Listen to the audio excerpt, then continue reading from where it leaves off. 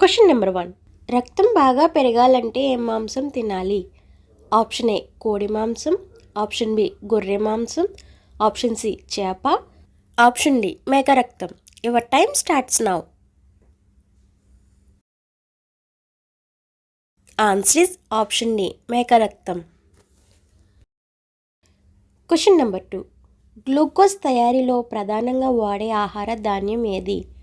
Option A మొక్కజొన్న, option B రాగులు, option C గోధుమలు, ఆప్షన్ డి వరి. Your time starts now. Answer is option A మొక్కజొన్న.